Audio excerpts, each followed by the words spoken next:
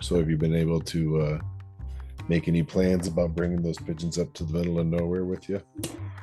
I'm going to bring one of my horsemen's up, my black one, the one with the one we did the amputation on. Oh, okay. I want to bring him up because, well, first of all, he's black. He's like a black bar, Yeah. and I'm gonna bring him up because I think he looks like a big old crow. Yeah, I was gonna Or say, yeah. there's a lot of ravens up here. I saw a bald eagle 2 weeks ago. That's cool. That was really neat. But there are a few bird of prey around. But I think I'll have a better chance if I fly a blackbird. What do you think?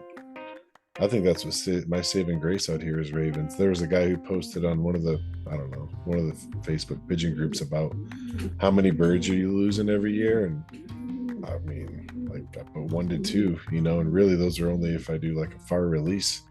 Because when I'm flying out here, I typically don't get that. And then, man, some of these people, they're like, one guy put on there, every time I fly my birds, I'm losing a bird. Well, rollers will. You can have that with the rollers if that's what he's flying. No, but man, Um, that's hard. How do you yeah, get well, it's anywhere? like How do you do any breeding? Like, if you're losing a bird every time you fly, or do you just not fly? I mean, that's heavy losses right there. I've lost a few, and I even got the one on video that one time, which is a rather impressive video. It Oh was, yeah, I remember that. Yeah, where he was you coming in know, at you.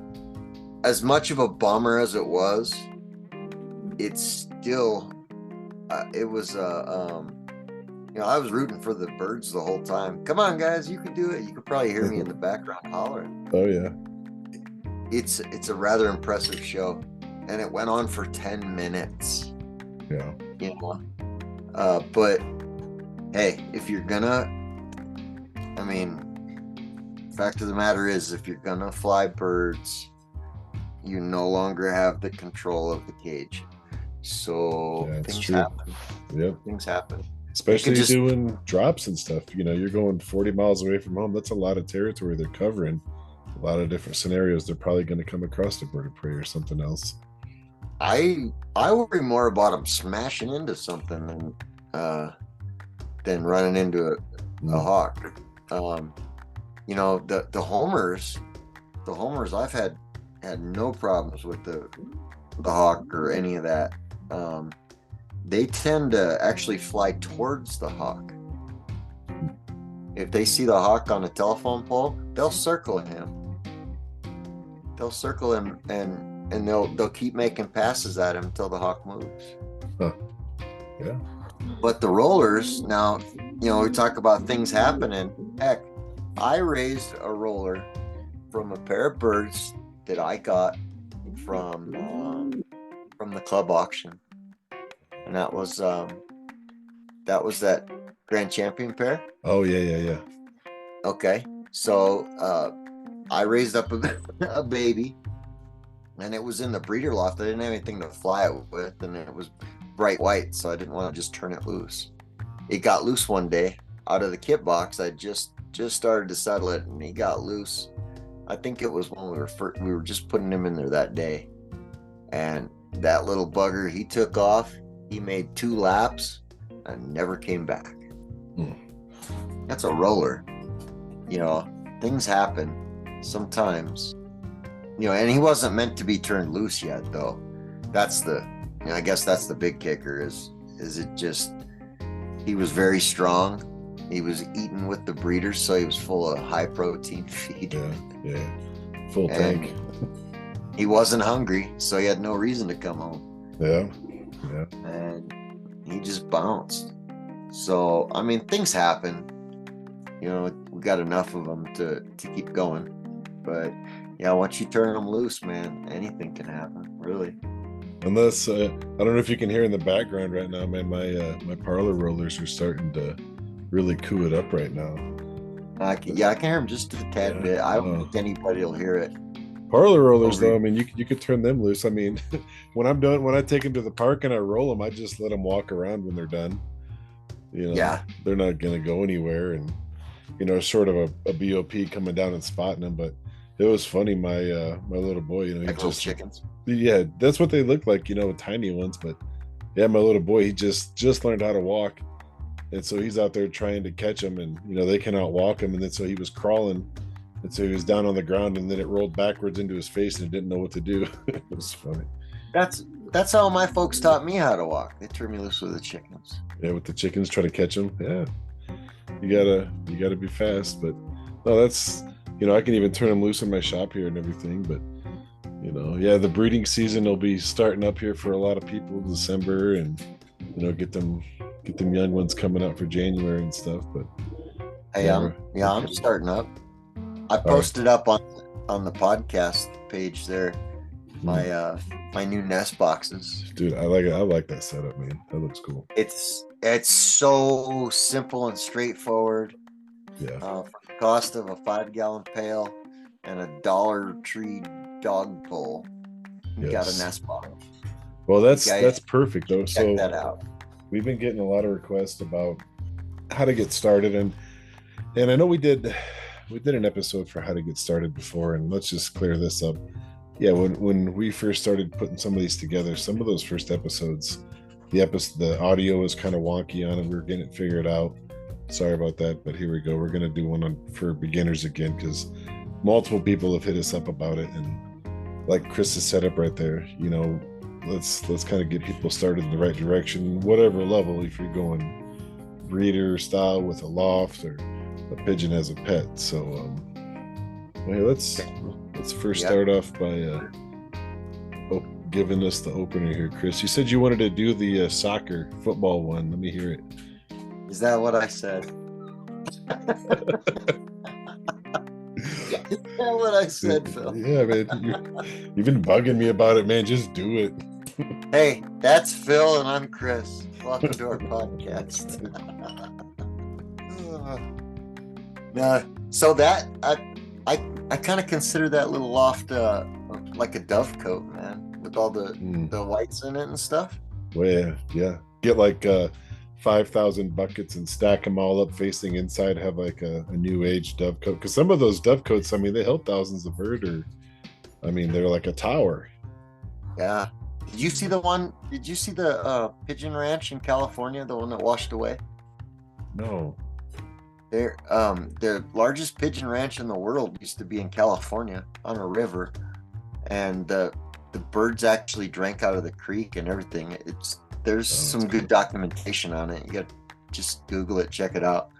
But it was all Big Kings, I think. But it was the largest squab farm in the country or the world or whatever. But the fresh water source that they were next to inevitably took them out. So what gave them life took it all away. Lasted for, it seems like it was a short time, but they had like I want to say 5,000, but that seems real. That seems like a small number compared to what I saw in the picture. Yeah, lots of birds though, man. And they were farming them. That's what they were doing. Yeah. But so what do you need to start into pigeons? You need first you need a pigeon, right? Right. I mean, and so one of the questions was, what's a good breed to start with? And I mean, my personal opinion would be like some breeds not to start with. Like, so I would recommend staying away from some of these like fancier breeds if you're just getting started. I don't want to say go out there and grab a feral, but I mean, I think a homing pigeon there's more of them. They're probably easier to find and come up on, and they're just as intelligent and everything else. I mean, that'd be a good starter right there. What do you think? Yeah, they're very durable. A good racer is a nice durable pigeon. That's a good way to describe it. They are durable. They can kind of take a little bit of messing up on the owner's part and still come back. Well, some of them make it through dove season and lose their legs and still return home. Yeah. There's things like that. They're tough, man. They're tough. There's some good stories out there about pigeons getting into an accident or whatever and losing a leg or whatever and still returning home, and they're still alive today.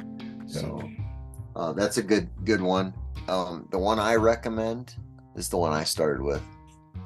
The classic old frill, satin hat. That's what we started with. Yeah. And if you Google what ones make the best pets, that's in there. It's like Lahores, and then the classic frills are like in the top 3 too.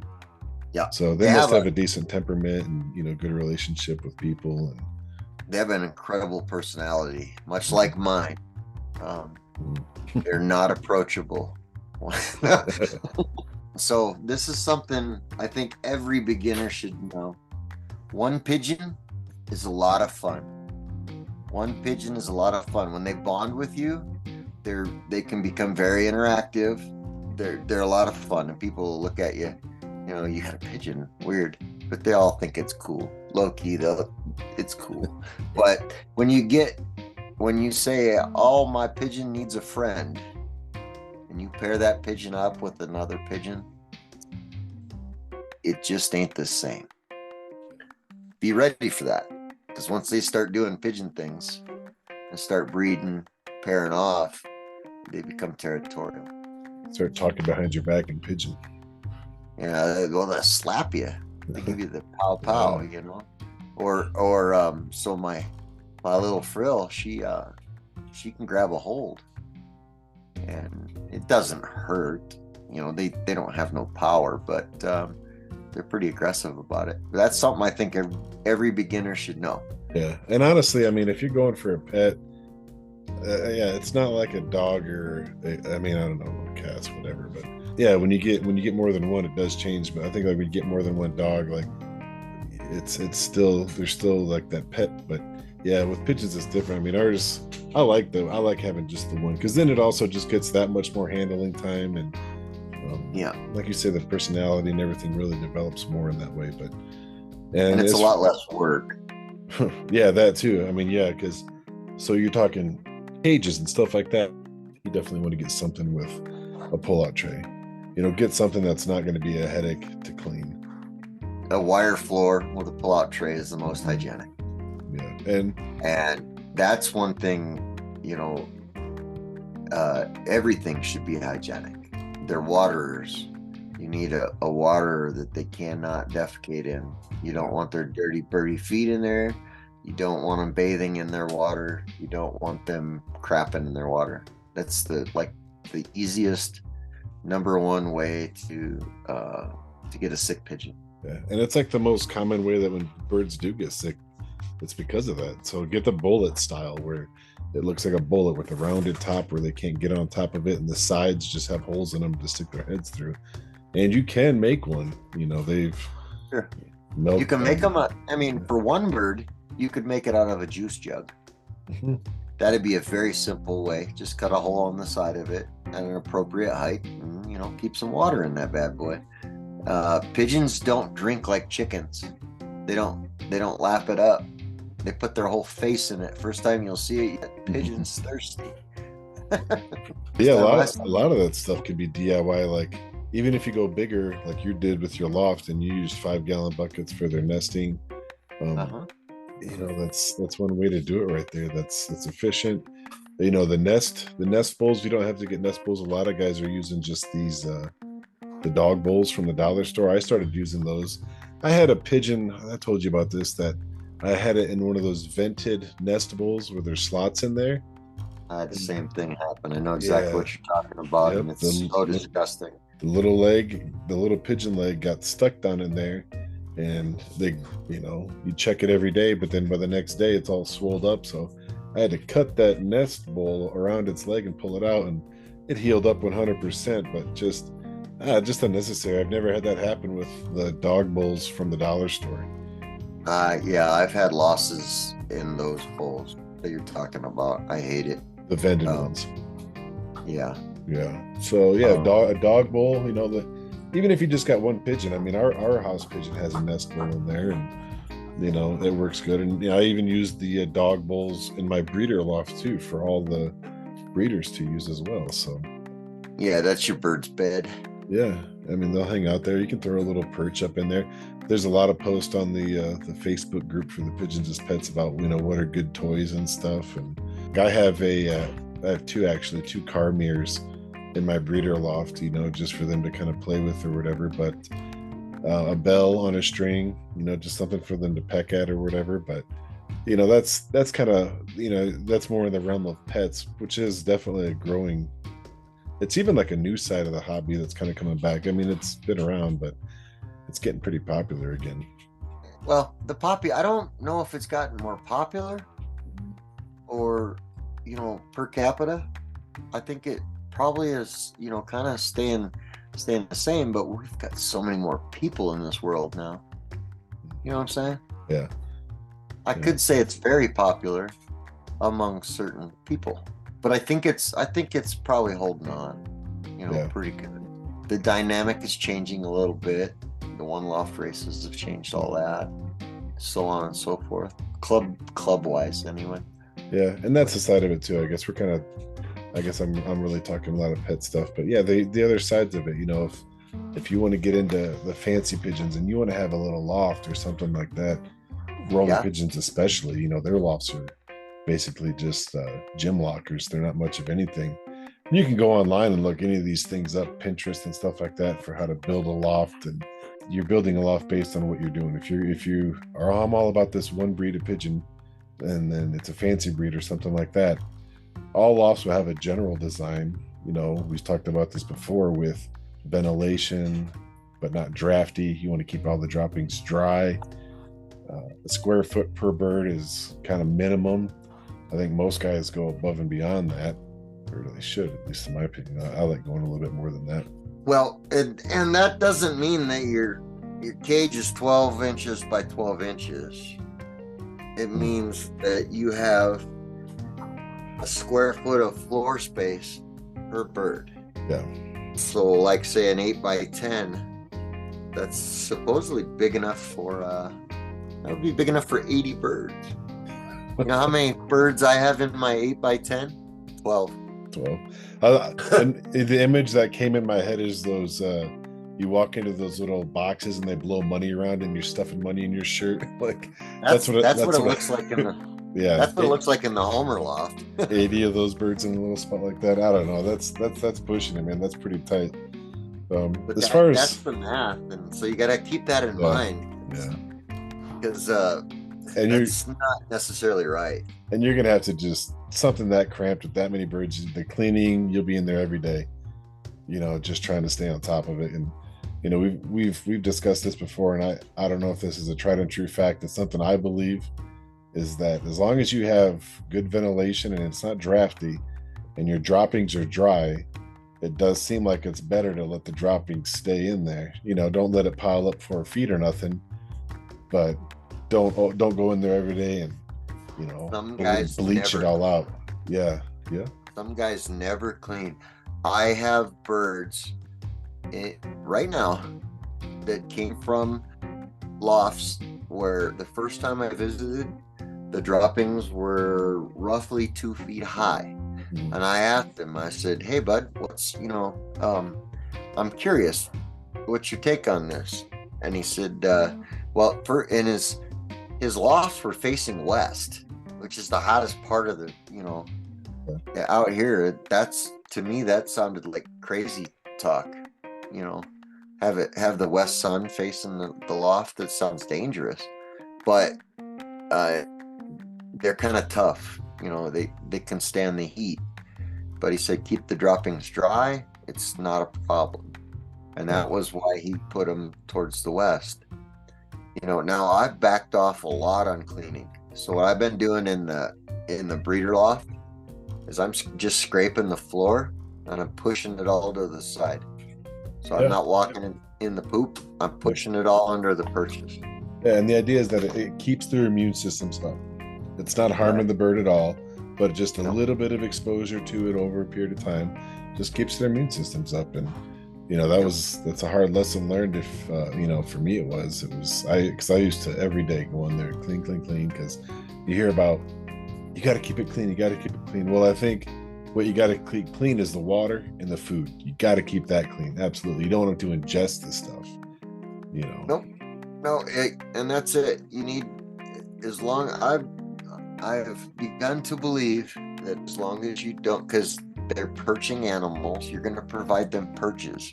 They're not going to hang out on the floor unless there's something really interesting down there. Right. Yeah. Oh, they Okay. fight for that high perch. I mean, that's what they want. Right.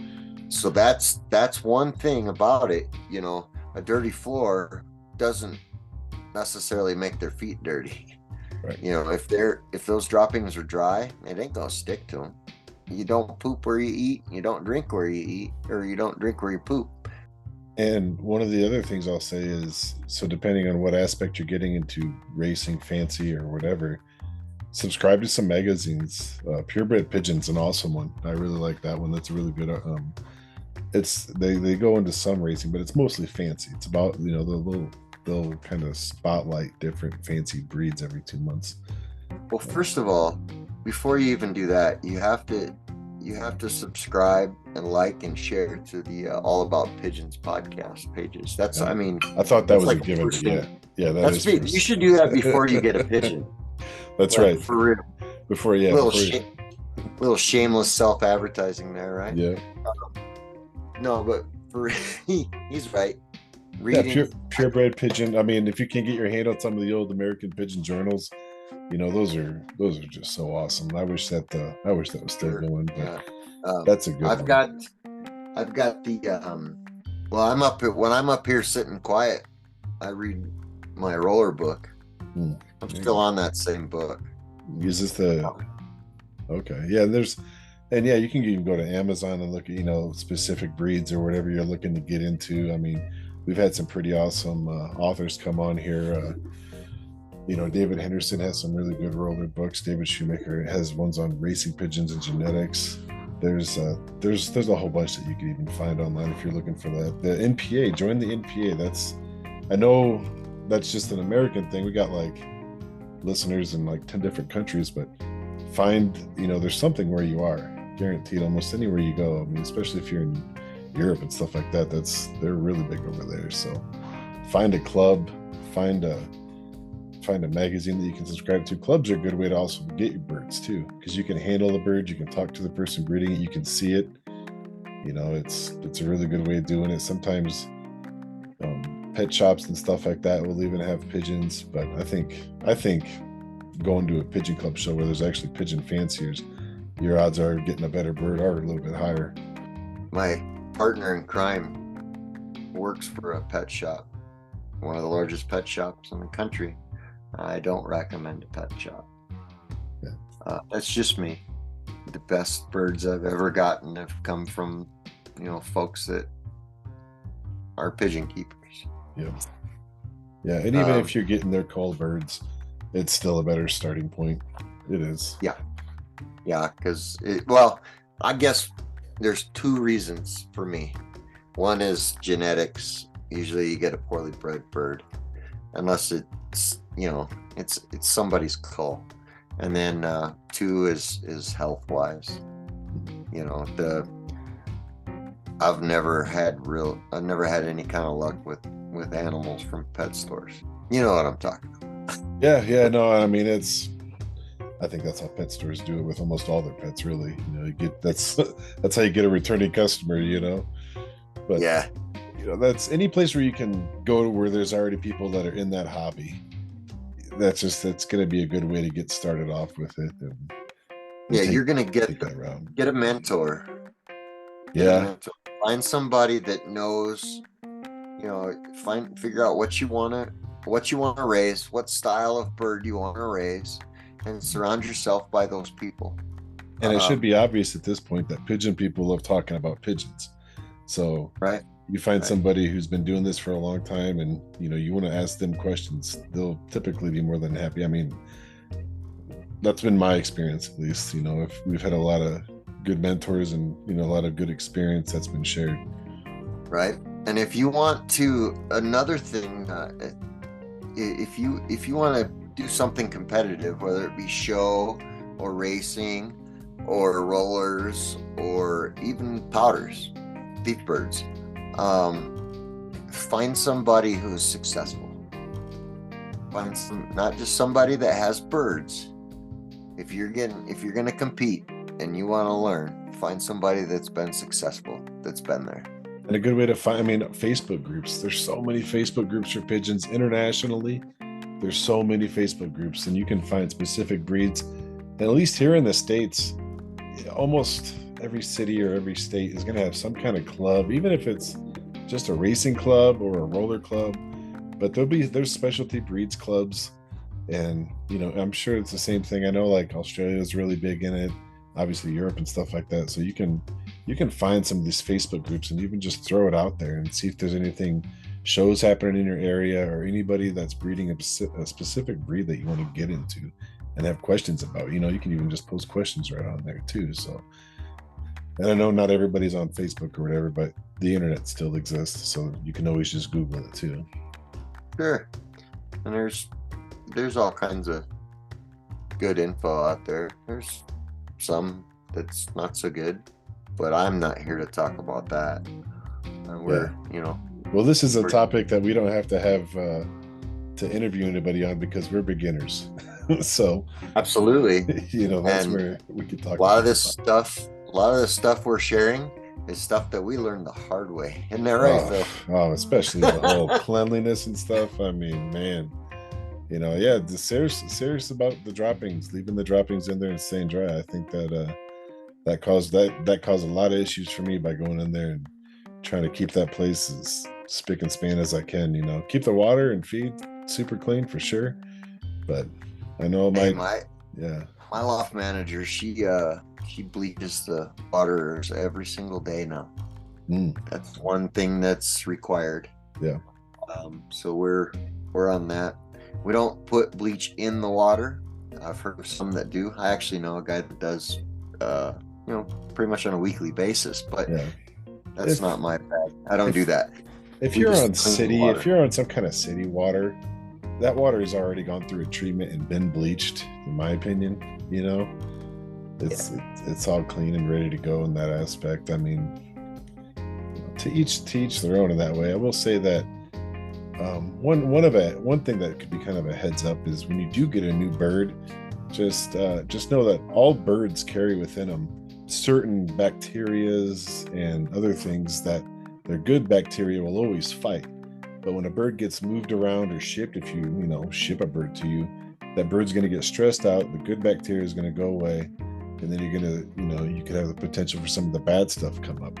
So definitely watch your bird's droppings. That's a big one.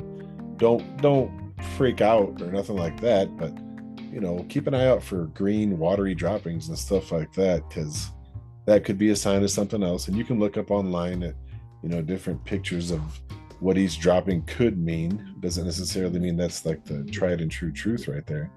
But when a bird does get moved around, sometimes that can happen. And that's like what Chris was saying, hard lesson learned for me. I had coccidiosis come through my loft, and I didn't know what it was at first. The birds had green droppings, and I thought it was coccidiosis, and so I put them on a 4-in-1 treatment, and one of the 4s was coccidiosis. But at that point, the coccidiosis was so severe that an all-in-one treatment couldn't really treat it.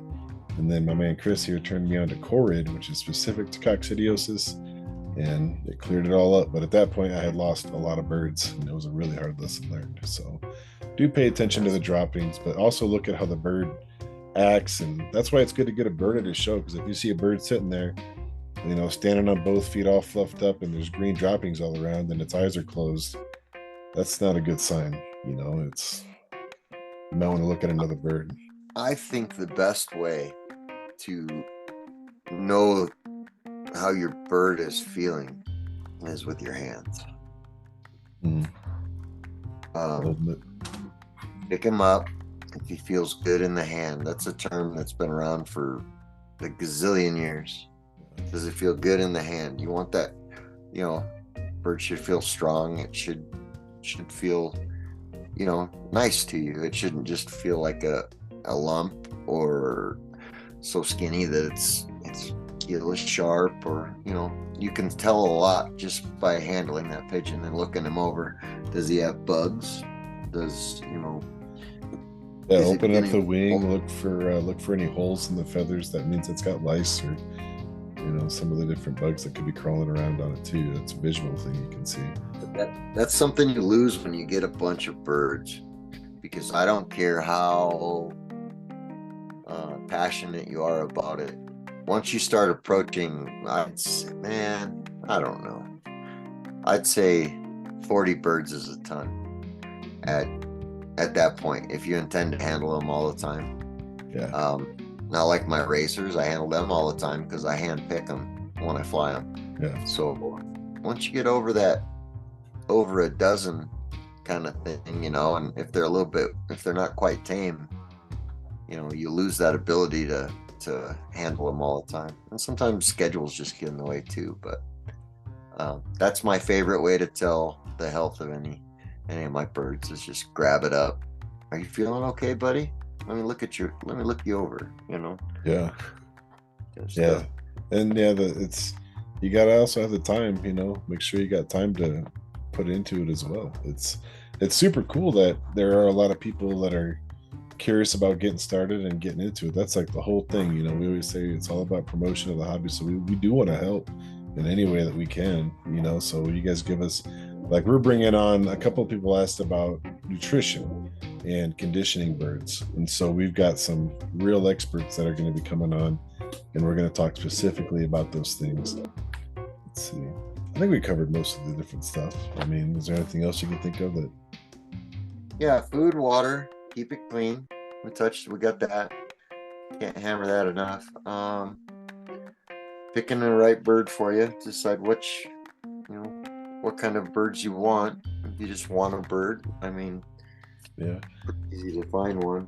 Yeah. Even like, I like what John DeCarlo said too, when he was like, find a bird that calls to you, because out of all, you know, the 600 different breeds and stuff, some breeds really do call to me, and those are the breeds that you're gonna want to put more energy into. You enjoy, you know, watching them and looking at them and watching them breed and making babies and all that stuff. It's cool that way. It's a bird that you like.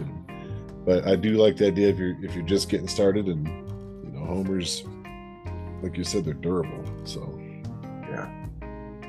Well, fact is I think that's a good way to look at it too. Fact is you're gonna put, if you find one that you're passionate about, you're gonna put a lot better effort into that particular, for sure. I mean, if you want to learn Modinas, you're gonna learn about Modinas, you know, or whichever. But yeah, that's a good way to look at it. Find one that, you know, maybe not grab the first one you find, or maybe do. You know, you're gonna learn about that one too. Yeah. But it's what do you say, when you get that pigeon bug, it's a one-way thing, man. It doesn't stop. It's you start off with one and you blink, and next thing you know, you got a loft and you're breeding them and everything else, and they're just super awesome. They're a lot of fun to be around, and I like the fancies and I like the performing ones. I mean, they're a lot of fun, and they all bring something different to the table. So yeah, definitely look for something that you enjoy and you'll be passionate enough about to keep it going for yourself. And if you're just starting out, I don't really think that there's one that you know, if you're just getting one, I don't think there's one that I would avoid. But that's just me. I got one Modena. He's cool. You know, I got that one Satnet she was awesome when I first got her. They're all kind of cool, man. We'll wrap this up, and, you know, if you guys have any other things that you'd like to have us talk about, or bring anybody on to get the real expert's opinion on, this episode is about beginners, which we are. So we felt comfortable enough talking about it with y'all, and we just love talking pigeons anyway. So that's right. Thanks for listening to the podcast, and we'll see you on the next one.